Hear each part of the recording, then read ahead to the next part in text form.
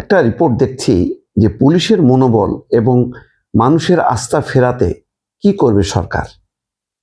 এখনো পর্যন্ত কিন্তু সামরিক বাহিনী পুরোপুরি প্রত্যাহার হয়নি।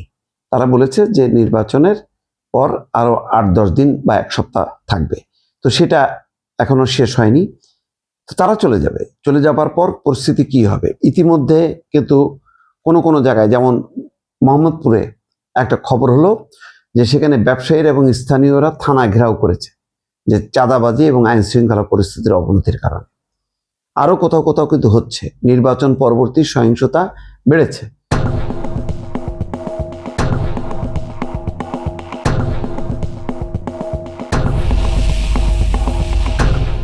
এখন আসল পরীক্ষা হচ্ছে পুলিশের, এবং এই পুলিশকে কিভাবে পরিচালনা করবে বিএনপি সরকার।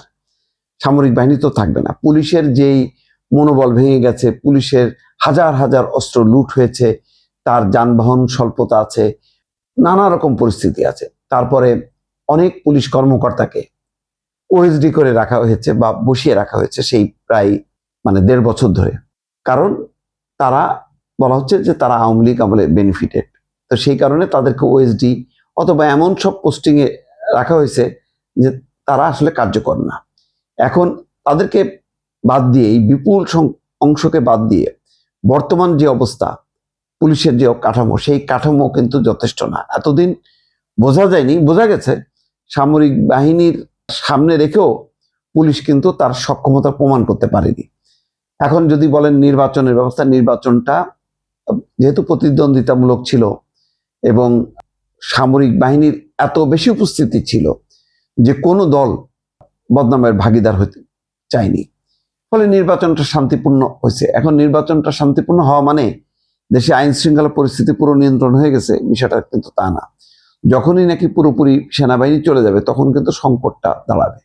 সুতরাং এখন কে স্বৈরাচারের দোসর আর কে স্বৈরাচারের দোসর না, কে বেনিফিটেড ছিল আর কে বেনিফিটেড ছিল না, এই চিন্তা বাদ দিয়ে এক্সিস্টিং যে পুলিশ বাহিনী আছে সেই পুলিশ বাহিনীর মধ্যে যোগ্যতা, সততা, দক্ষতার বিবেচনা করে একটা বদলির প্রক্রিয়া সম্পন্ন করতে হবে।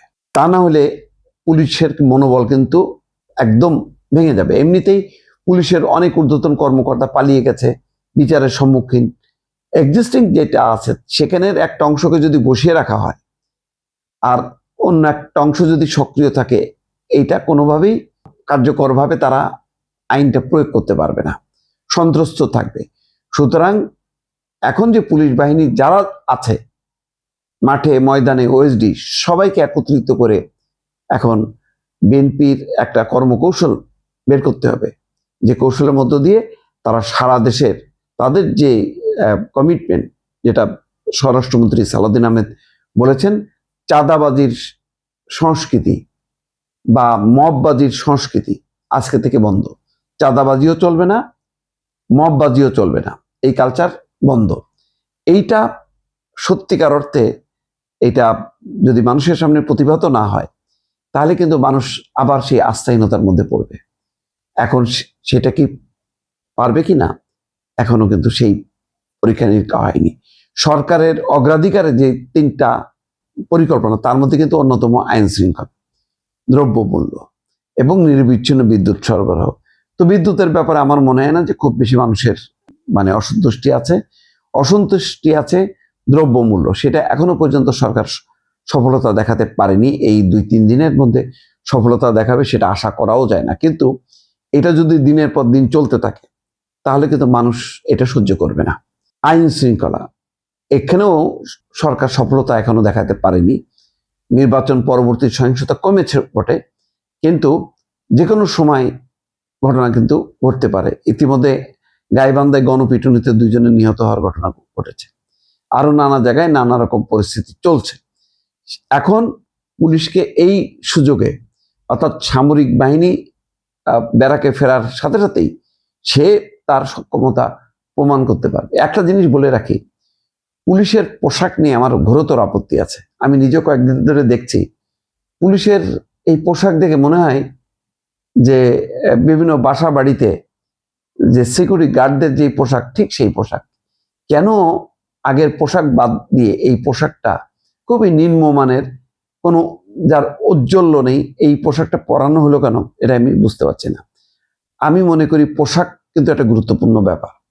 র্যাবের যেমন কালো পোশাক দেখে আগে ভয়ে কাঁপতো, পুলিশের যে পোশাকটা ছিল সেই পোশাকটা কেন বদল হলো এটার কোনো কার্যক্রম আমি জানি না। আমি মনে করি আগের সেই পোশাককে পুলিশকে ফিরিয়ে আনা দরকার। দর্শক।